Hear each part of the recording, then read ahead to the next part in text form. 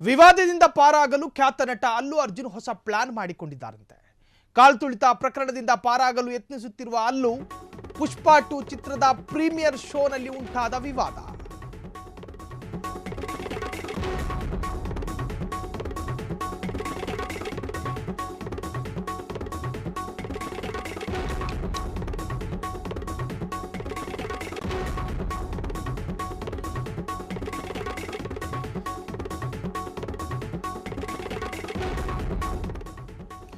ಸಂಧ್ಯಾ theatre ಬಳಿ ಪುಷ್ಪದ hero ಅಲ್ಲು ಅರ್ಜುನ್ಗೆ ಬರೋದಕ್ಕೆ ಅವಕಾಶವನ್ನ ಪೊಲೀಸರು ಮತ್ತು ಇಂಟೆಲಿಜೆನ್ಸ್ ಕೊಟ್ಟಿರಲಿಲ್ಲ.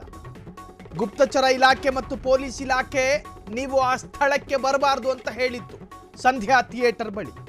ಆ ಸಂದರ್ಭ ಹೀರೋ ಬಂದಿದ್ರು, ನಿಯಮ ಉಲ್ಲಂಘನೆ ಮಾಡಿಕೊಂಡು ಹೀರೋ ಬಂದ್ರು ಅಂತ ಹೇಳಿ ಎದ್ನೋ ಬಿದ್ನೋ ಓಡ್ ಬಂದಂತಹ ಅಭಿಮಾನಿಗಳ ಪೈಕಿ ಒಂದು ಹೆಣ್ಣು ಮಗಳು ಮತ್ತು ಆಕೆಯ ಮಗ ಕಾಲ್ತುಳಿತಕ್ಕೊಳಗಾಗಿ ಆಕೆ ಸಾವನ್ನಪ್ಪಿದ್ರು.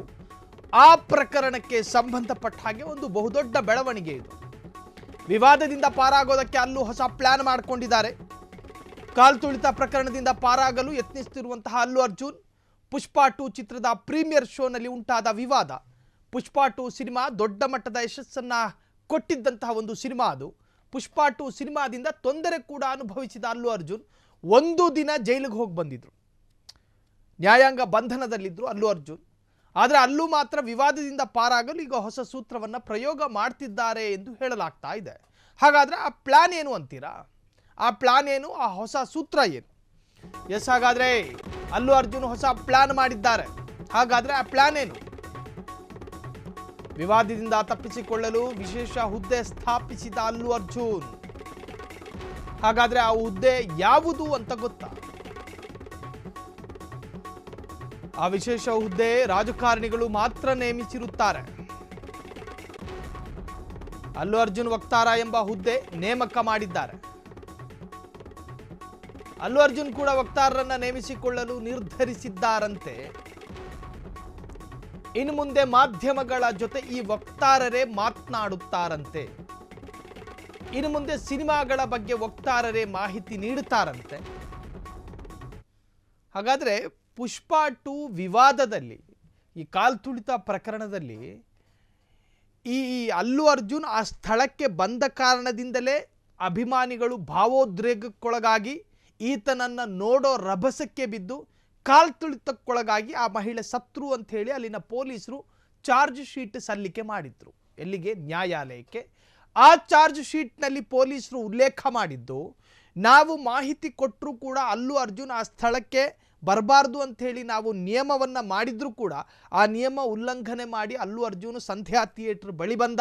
ಆತನನ್ನು ನೋಡೋದಕ್ಕೆ ಜನ ಹಾತೊರೆದು ಕಾಲ್ತುಳಿತಕ್ಕೊಳಗಾಗಿ ಮಹಿಳೆ ಸತ್ರು. ಅದಾದ ಮೇಲೆ ಅದು ರಾಜಕೀಯ ತಿರುವು ಪಡ್ಕೊಳ್ತದ್ದು ಬೇರೆ ವಿಚಾರ. ಅಲ್ಲಿನ CM ರೇವಂತ್ ರೆಡ್ಡಿ ಮತ್ತು ಅಲ್ಲು ಅರ್ಜುನ್, ರೇವಂತ್ ರೆಡ್ಡಿ ವರ್ಸಸ್ ಅಲ್ಲು ಅರ್ಜುನ್ ಅನ್ನೋ ರೀತಿಯಲ್ಲಿ ಅದು ಪೊಲಿಟಿಕಲ್ ಸಬ್ಜೆಕ್ಟ್ ಆಗಿ ಮಾರ್ಪಡ್ತು. ಅದು ಬೇರೆಯೇ ವಿಚಾರ. ಆದರೆ ಈಗ ಅದನ್ನು ತಪ್ಪಿಸಿಕೊಳ್ಳೋದಕ್ಕೆ ಈ ತರಹದ ಒಂದು ಹುದ್ದೆ, ಅಂದರೆ ಆ ವಿಶೇಷ ಹುದ್ದೆ ರಾಜಕಾರಣಿಗಳು ಮಾತ್ರ ನೇಮಿಸಿರುತ್ತಾರೆ. ಅಲ್ಲು ಅರ್ಜುನ್ ವಕ್ತಾರ ಎಂಬ ಹುದ್ದೆ ನೇಮಕ ಮಾಡಿದ್ದಾರೆ. ಅಲ್ಲು ಅರ್ಜುನ್ ಕೂಡ ವಕ್ತಾರನನ್ನು ನೇಮಿಸಿಕೊಳ್ಳಲು ನಿರ್ಧರಿಸಿದ್ದಾರಂತೆ. ಇನ್ನು ಮುಂದೆ ಮಾಧ್ಯಮಗಳ ಜೊತೆ ಈ ವಕ್ತಾರರೇ ಮಾತನಾಡ್ತಾರಂತೆ. ಇನ್ನು ಮುಂದೆ ಸಿನಿಮಾಗಳ ಬಗ್ಗೆ ವಕ್ತಾರರೇ ಮಾಹಿತಿ ನೀಡ್ತಾರಂತೆ. ಇದು ನೋಡಿ, ಇದು ಮಣ್ಣಂಗಟ್ಟಿ. ಈತನದು ಈ ಹೊಸ ಪ್ರಯೋಗಗಳೆಲ್ಲ ಇದಾವಲ್ಲ, ಇದು ಅಷ್ಟರ ಮಟ್ಟಿಗೆ ಈತನನ್ನು ಹಿಂದೆ ಸರಿಸೋದಿಲ್ಲ. ಇನ್ನು ಈ ಅಲ್ಲು ಅರ್ಜುನನ್ನು ಹೀರೋ ಮಾಡೋದಕ್ಕೆ ಒಂದು ಭಾಗ ಮಾಧ್ಯಮವೂ ಕೂಡ ಕಾರಣ ಆಗಿರುತ್ತೆ. ಇನ್ನು ಈ ಮಾಧ್ಯಮದ ಜೊತೆ ಮಾತನಾಡೋದಕ್ಕೆ ಈತ ಒಬ್ಬ ನೇಮಕ ಮಾಡಿರೋ ವ್ಯಕ್ತಿನೇ ಬಂದು ಮಾತನಾಡ್ತಾರೆ ಅನ್ನೋದಾದರೆ ಮಾಧ್ಯಮದವರು ಈತನಿಗೆ ಸೊಪ್ಪು ಹಾಕೋದಿಲ್ಲ. ಈತನ ಮನೆ ಬಾಗಿಲಿಗೆ ಮಾಧ್ಯಮದವರು ಹೋಗ್ದಲೇ ಇದ್ದರೆ ಈತನ ಕಥೆ ಏನಾಗಬಹುದು? ಈ ದರ್ಶನ್ ಹೊಸ ಸಿನಿಮಾ ಯಾವುದು, ಕ್ರಾಂತಿ ಅನ್ನುವಂತಹ ಸಿನಿಮಾ, ಆ ಸಿನಿಮಾದ ಮುಖವನ್ನು ತೋರಿಸಲಿಲ್ಲ ಮಾಧ್ಯಮದ ಸ್ಕ್ರೀನ್ ಮೇಲೆ ಒಂದಷ್ಟು ವರ್ಷ. ಆತನ ಮುಖವನ್ನು ಕೂಡ ಸ್ಕ್ರೀನ್ ಮೇಲೆ ತೋರಿಸಿರಲಿಲ್ಲ. ಆಗ ಕ್ರಾಂತಿ ಸಿನಿಮಾ ಪ್ರಮೋಟ್ ಮಾಡೋದಕ್ಕೆ ಮಾಧ್ಯಮಗಳು ಇಲ್ಲದೇ ಇದ್ದಾಗ ಸ್ವತಃ ದರ್ಶನ್ ಪತ್ರ ಬರೆದ್ರು ಮಾಧ್ಯಮಕ್ಕೆ. ಕ್ಷಮಿಸ್ಬಿಡಿ, ಕೆಟ್ಟ ಘಳಿಗೆಯಲ್ಲಿ ಒಂದು ಕಥೆ ನಡೆದು ಹೋಯಿತು, ನಿಮ್ಮ ವಿರುದ್ಧ ಮಾತನಾಡಿರೋ ಸಂಭಾಷಣೆ ವೈರಲ್ ಆಗಿದೆ, ಕ್ಷಮಿಸ್ಬಿಡಿ ಅಂತೇಳಿ ಬಹಿರಂಗ ಪತ್ರ ಬರೆದ್ರು. ಆ ಪರಿಸ್ಥಿತಿ ಅಲ್ಲು ಅರ್ಜುನ್ಗೂ ಬರಬಾರ್ದು ಅಂದರೆ ಈ ತರಹದ ಒಂದು ಮುಠಾಳತನದಿಂದ ಹಿಂದೆ ಸರಿಬೇಕಾಗುತ್ತೆ. ಅಲ್ಲು ಅರ್ಜುನ್ ನೆಟ್ಟಿಗರ ಆಕ್ರೋಶವೂ ಕೂಡ ವ್ಯಕ್ತವಾಗ್ತಾ ಇದೆ.